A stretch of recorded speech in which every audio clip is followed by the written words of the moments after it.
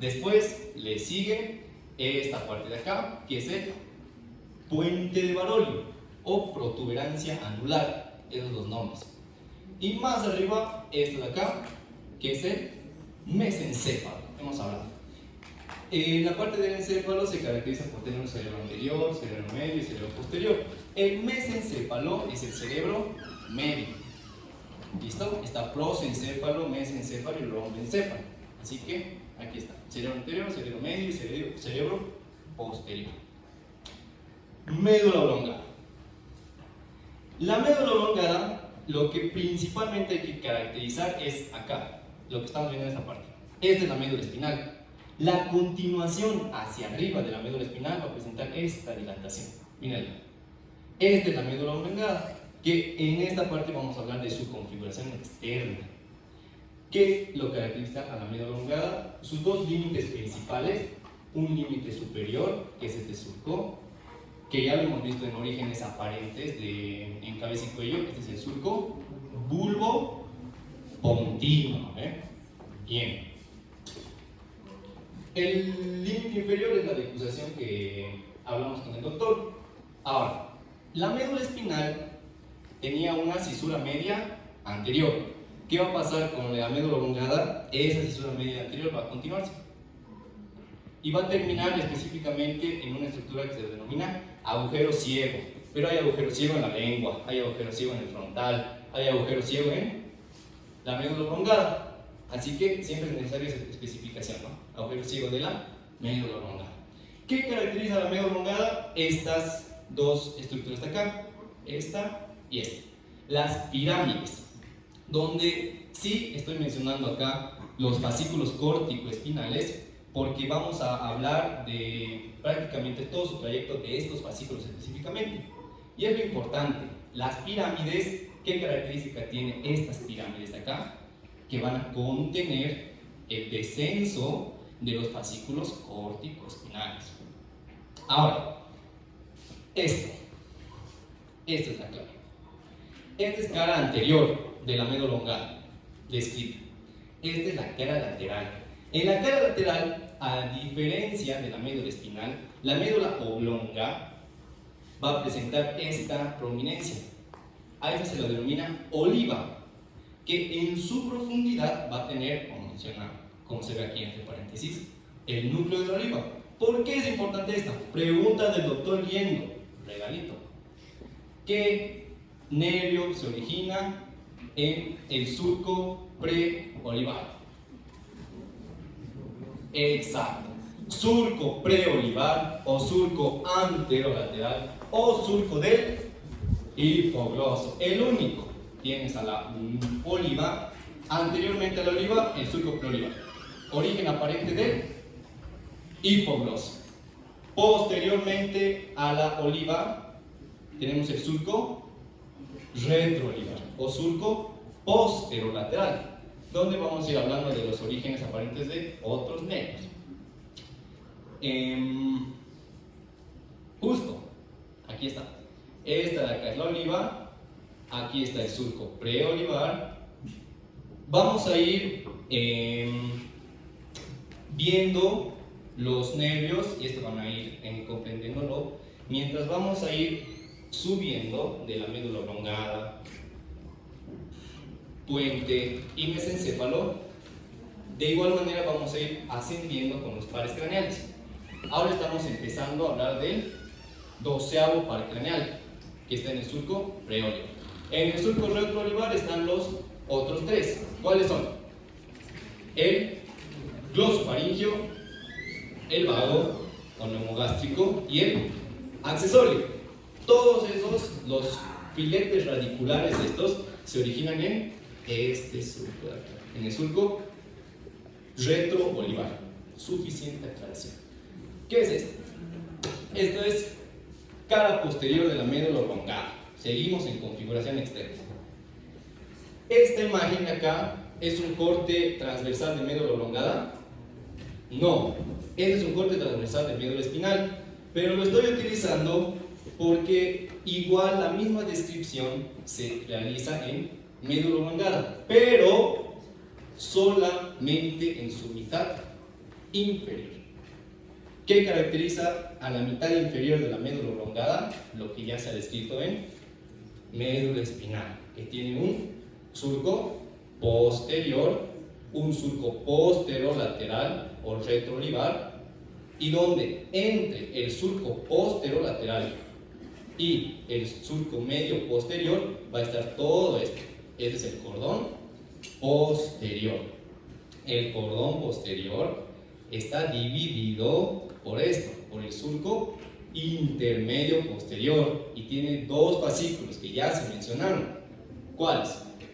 El fascículo medial y lateral, simple, o delgado y cuneiforme, o el fascículo de Gold y el fascículo de Burch. En la médula oblonga, entre el surco posterolateral y el surco anterolateral, aquí mencionaba que era el cordón lateral, pero en médula oblongada, ¿qué estaba aquí? Una elevación, la oliva, exacto. Bien, todo esto se menciona en la mitad inferior. ¿Qué va a pasar en la mitad superior? Cambia. ¿Recuerdan este cordón posterior? Bien bonito. En la mitad superior, esta imagen es muy buena. El cordón posterior en la mitad superior se va a prolongar y va a adquirir otro nombre, y lo pongo ahí: pedúnculo cerebeloso inferior o cuerpos restiformes. Eso es todo lo que, si no estoy mal, sí, todo lo que se tiene que hablar de configuración externa de la médula oblongada, oblongata también. ¿Qué es esto? Aquí ya vamos a hablar de la configuración interna. Todos van a ver que son imágenes de ADN. Dos cortes. Uno está en la parte más inferior de la médula oblongada y el otro en la parte más superior. Vamos a empezar hablando de este, en la parte inferior. ¿Recuerdan a las pirámides? Hemos dicho que en las pirámides estaban descendiendo, y por eso que la flechita, estaban descendiendo los fascículos córtico-espinales. En este corte, a este nivel, los fascículos córtico-espinales se van a decruzar, es decir, van a realizar un entrecruzamiento. Los del lado derecho se están yendo al lado izquierdo, justamente de esta forma. Y lo vemos así: este lado derecho se está yendo al lado. Después de descender de la pirámide, llega hasta este punto y se va al lado izquierdo. Viceversa pasa del otro lado.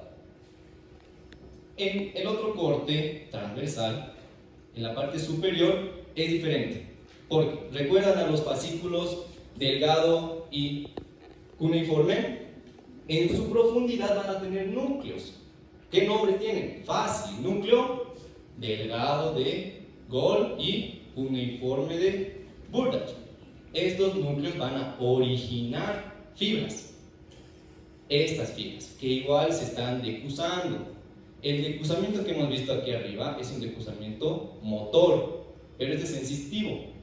En la decruzación, los del lado izquierdo se van al lado derecho y ascienden. Los del lado derecho al lado izquierdo y ascienden. Y forman esto que van a ver mucho en neuro, el origen del lemnisco medial. ¿Listo? Lemnisco medial o cinta media de Rey. Ufa, ¿qué es esto? Aquí ya vamos a empezar a hablar de los núcleos, de los pares. Da miedo la fotito, ¿para qué? Este núcleo, este corte transversal, está siendo añadido estas dos cositas de acá. ¿Listo? Vamos a ir primero descartando lo fácil. Miren, aquí está el fascículo corticoespinal. Este fascículo corticoespinal estaba descendiendo o ascendiendo. Descendiendo. Aquí está el hipogloso. Primeramente el hipogloso, nervio motor, así que simplemente tiene un núcleo motor del hipogloso y sale. Aquí está la oliva, su núcleo que hemos dicho anteriormente a la oliva, la salida del hipogloso. Bien, ¿qué tenemos acá? Estábamos hablando del glosofaríngeo, del vago y del accesorio. Aquí vamos a hablar de todo eso. Tenemos primeramente estas dos estructuras: el núcleo ambiguo y el núcleo del tracto solitario. ¿Qué cualidad tienen estos dos en comparativa? Que, miren, el núcleo ambiguo se cierra a simplemente pertenecer a la médula. En cambio, el núcleo del tracto solitario, 2/3 toma la médula y 1/3 está en el puente. Eso tiene mucha importancia para la sensibilidad sensorial. Lo vamos a ver en el puente. ¿Por qué es importante esto? Porque a estos dos núcleos hay que dividirlos en tres: 1/3 superior, medio e inferior. El tercio superior del núcleo ambiguo le va a corresponder al glosofaríngeo, el tercio medio al vago y el tercio inferior al espinal. Bien, ¿qué pasa con el otro núcleo? El tercio superior lo vamos a ver en puente. El tercio medio corresponde a las fibras sensitivas, muy diferente a estas, sensitivas del glosofaríngeo, y el tercio inferior a las fibras sensitivas del vago. ¿Por qué no hay fibras sensitivas del accesorio? Porque es un nervio exclusivamente motor. ¿Como quién? El hipogloso. ¿Lo ven? Exacto. Así que estamos viendo aquí el núcleo del hipogloso, uno solo. Aquí, y vamos a hablar de esto, específicamente esto, que tiene aquí número 1, vamos a ir viendo el puente que va el 2 y el mesencéfalo el 3. ¿Qué es? Esto, exactamente esto. Esto es el famosísimo núcleo sensitivo del trigémino. El núcleo sensitivo del trigémino se divide en tres partes: en una porción espinal, una porción pontina o principal y una porción mesencefálica. En todos los cortes transversales que vamos a ir viendo, van a ver que va a estar una porción así. Pero ya dependiendo del nivel del corte, ya va a cambiar su nombre. En este caso estaríamos viendo la porción espinal del núcleo sensitivo del trigémino. ¿Qué va a corresponder esta porción, la espinal? A la sensibilidad, a dos sensibilidades, a las que ya les mencionó el doctor. Sensibilidad termoalgésica de temperatura, ya sea calor o frío, algésica de dolor, y la sensibilidad táctil protopática, o tacto ligero, tacto grueso. Un ejemplo, siempre es bueno dar estas sensibilidades con ejemplos de esta sensibilidad específicamente, es el hecho que extiendan su mano y les pasen de la forma más rápida algodón. ¿Ubican? Ustedes lo han sentido, pero no tan fino como que específicamente en la parte de las manos o en el brazo les toque. Simplemente han sentido el paso. Por eso se la denomina una sensibilidad gruesa. ¿Listo? Muy diferente a esta sensibilidad de acá que vamos a ver en puente. Protuberancia anular. Configuración externa. Esto que lo hemos visto igual en cabeza y cuello, el surco basilar, limitando primeramente al puente dos surcos, uno aquí superior, surco superior, ponto mesencefálico, y un surco inferior bulbopontino. En la cara anterior del puente vamos a tener este surco, es el surco basilar. El surco basilar, ¿a quién creen que va a alojar? Exacto, a la unión de las dos arterias vertebrales, denominado el tronco basilar. Tiene ramitas laberínticas, pontinas, celiosas, no importa. Estas, al igual que médula oblongada, lateralmente va a tener como dos eminencias, a lo cual se lo denomina rodetes piramidales. ¿Por qué son importantes? Porque nos hablan que lateralmente a estos se va a originar se va a originar el quinto par craneal. Quinto par craneal es el trigémino. Bien. En la cara posterior de puente de Baroglio llega a ser sencillo porque simplemente se lo relaciona con el cuarto ventrículo. ¿Qué es el cuarto ventrículo? Tenemos que ir hasta este. Este es el cuarto ventrículo. Mírenlo, cara posterior del puente, inmediatamente en relación con el cuarto ventrículo. El cuarto ventrículo no es más que una dilatación, un espacio, mejor dicho. ¿Listo? Donde va a circular el LCR, líquido cefalorraquídeo. ¿Listo? Ya se habló de esto. Ese es un dibujo mío. ¿Por qué? Porque en un corte transversal de puente se caracterizan dos partes. Una zona anterior y otra posterior. ¿Nos gustan los nombres? Sí. Zona anterior o de la base y posterior o de la calota. La zona anterior en todo el puente va a ser igual. En cualquier corte que realizan del puente va a ser lo mismo. Por eso he intentado separarlo así. ¿Qué va a tener la zona anterior? Estos núcleos. Núcleos del puente. ¿Y qué van a originar? Fibras pontocerebelosas. Estas fibras se van a originar obviamente en el puente. ¿Y dónde creen que se van a ir? Al cerebelo. Estas fibras transversales son las que le dan la apariencia al puente. ¿Ven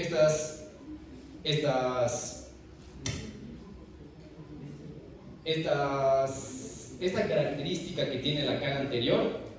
Es gracias a estas fibras, a las pontocerebelosas. También se va a continuar viendo el descenso de las fibras córtico-espinales o piramidales. ¿Vale? Bien. Esto. Cortes transversales. Configuración interna del puente. Uno en la parte más inferior, parte media y parte superior. ¿Recuerdan al núcleo que hemos hablado que tenía una pequeña porción como parte del puente y las otras dos en la médula? Aquí lo estamos volviendo a ver. ¿Cómo se llamaba este núcleo? El núcleo del haz del tracto solitario. Y esta porción que va a estar en el puente llegaría a definirse como el tercio superior del núcleo del haz del tracto solitario o núcleo gustativo. ¿Qué va a llegar al núcleo gustativo? Como ya les dije, conducción gustativa de facial, glosofaringeo y bajo. Listo. ¿Qué más empezamos a hablar a este nivel? Núcleos vestibulares y cocleares del nervio estatoacústico, del vestíbulo coclear. Y aquí miren dos. ¿De quién era ese dos? De este. Ya ahora hablando de la porción pontina del núcleo sensitivo del trigémino. Y este tipo de sensibilidad es diferente. Es sensibilidad táctil epicrítica. Ya lo hemos descrito, ¿no? Bien. Eso es en este corte. En este corte, a la parte media del puente, tiene una característica muy preguntable y es el origen de el nervio facial y el nervio abducens. El núcleo motor del facial va a originar las fibras del nervio facial, pero estas se complican, la verdad, un poco la vida porque hacen esto. Rodean al núcleo del abducens y salen por el surco bulbopontino. Hemos visto en nervio facial que en la porción pectrosa del temporal este nervio tenía codos. ¿Recuerdan? Codo, rodilla del facial. Lo correcto sería denominarlo codo externo del facial, porque este llegaría a ser el codo interno que hace el nervio facial, siempre rodeando a este núcleo, al núcleo del abducen. ¿Qué hace el abducen? Fácil, sale, directamente. Se simplifica la vida. También hablamos de acá están los núcleos parasimpáticos o vegetativos del facial. Y este detalle, el lemnisco medial. Nótese la característica que tiene en el lemnisco, va a ir ascendiendo, ¿no? A medida que va ascendiendo, de la posición que tiene antero-posterior, mientras asciende, mírenlo, cambia, adquiere una posición transversal. ¿Listo? Y por último, en el corte más superior, vamos a seguir viendo al lemnisco medial, a la oliva superior y a estos, el cuerpo trapezoide. ¿Por qué se decidió añadir esta imagen? Porque si estamos hablando de un lemnisco medial, queremos saber dónde está el lemnisco lateral. Así que el cuerpo trapezoide va a dar origen al lemnisco lateral. ¿Listo? Ya salió. Bien. Una pregunta. ¿Los núcleos continuos para qué sirven? ¿Los núcleos del puente? Sí, núcleos continuos. Bien. Los núcleos continuos van a originar estas fibras, las pontocerebrosas. Su principal funcionalidad sería la transmisión de estas fibras e interconexión entre la parte motora, que sería del puente, hacia el cerebelo. El cerebelo hemos dicho que tiene varias funciones, en esas el equilibrio, parte del oído. ¿Listo? Bien. Mesencéfalo, ya por acabar. El mesencéfalo, configuración externa, es la parte más bonita del tronco del encéfalo. Está compuesto por dos grandes partes. ¿Listo? Una, pedúnculos cerebrales. Esos tallos que van a sostener al encéfalo. ¿Listo? Mal llamado, la verdad, cerebro, se lo denomina encéfalo. ¿Listo? Mesencéfalo, entonces, dos partes. Los pedúnculos cerebrales, que son estos de acá, y esta. Esta es la lámina cuadrigémina. La lámina cuadrigémina presenta un surco cruciforme que la va a dividir en estas cuatro estructuras: dos superiores, dos inferiores, dos mediales, dos laterales, mejor dicho, dos derechas y dos izquierdas. Antes de hablar de estas, vamos a continuar hablando del surco cruciforme. El surco cruciforme superiormente, esta es la cara posterior, superiormente el surco cruciforme va a terminar en el lecho pineal, donde va a estar esta glándula que tiene el mismo nombre, glándula pineal. E inferiormente, miren cómo se continúa con esto, y a esto se lo denomina el frenillo del velo medular superior. Vamos a acabar de una vez con lámina cuadrigémina. Estas estructuras se las tiene que describir junto con estas de acá. Estos son los cuerpos geniculados. Son dos, uno lateral y otro medial, donde los laterales, gracias a un brazo que prolonga, se unen a los tubérculos cuadrigéminos o colículos superiores, y los mediales a los inferiores. Esta es la parte más importante de la parte posterior del mesencéfalo, para la redundancia. Pedúnculos cerebrales. Y antes de pasar a la configuración interna, ¿qué vamos a encontrar en los pedúnculos cerebrales? Primeramente, la fosa interpeduncular o optopeduncular. Como su nombre lo indica, es simplemente ese espacio que se presenta entre ambos pedúnculos. ¿Qué va a contener la fosa interpeduncular? 1. Los cuerpos mamilares, el tallo pituitario y la sustancia perforada posterior. ¿Listo? Estas dos estrellitas es como los límites superior e inferior del mesencéfalo. Un surco que ya hemos dicho, ponto mesencefálico, y otro que ya no es un surco, sino es el quiasma óptico. esto, que se relaciona con esto, el origen. El mesencéfalo va a estar en relación con principalmente dos nervios, aparte del olfatorio y del óptico.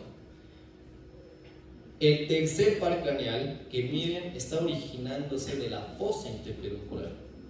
En cambio, el cuarto par craneal, el troclear, se origina de la parte posterior.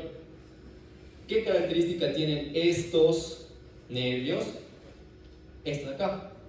Que el tercer par craneal, en su origen de la fosa interpeduncular, específicamente de la cara medial de los pedúnculos cerebrales,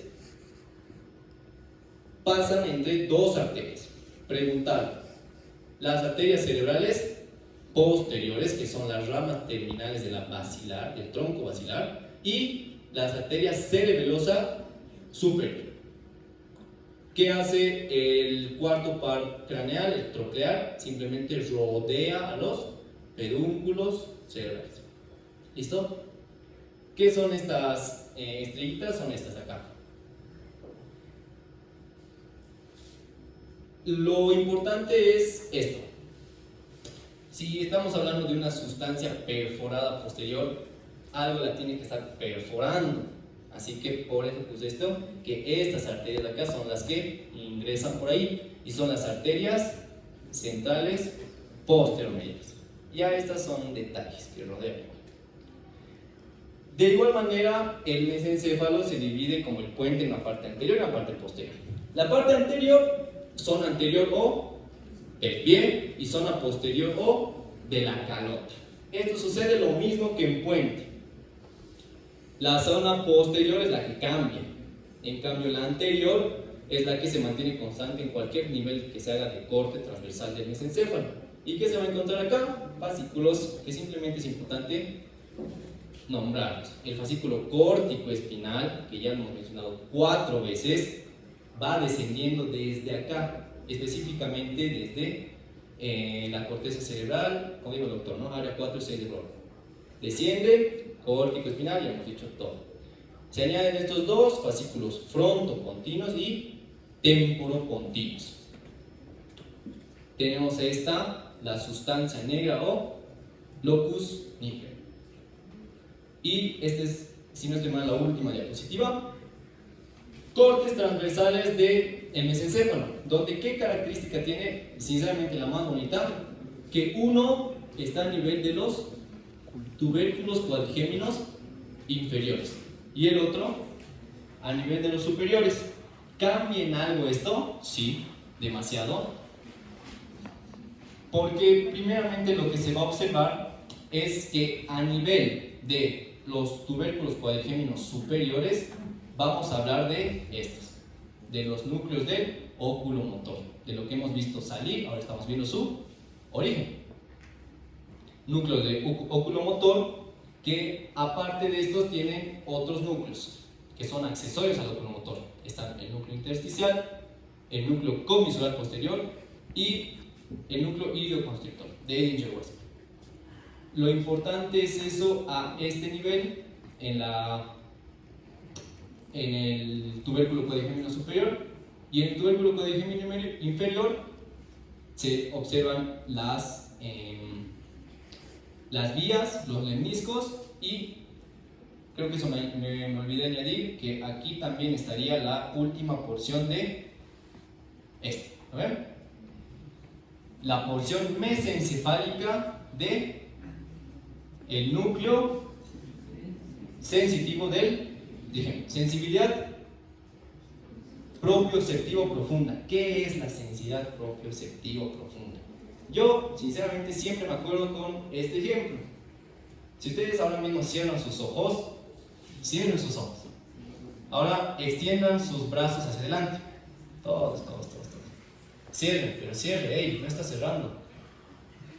Bien, esa capacidad que ustedes tienen de saber que sus brazos están extendidos sin ni siquiera verlos, sin que nadie les esté tocando nada, esa es la sensibilidad propioceptiva.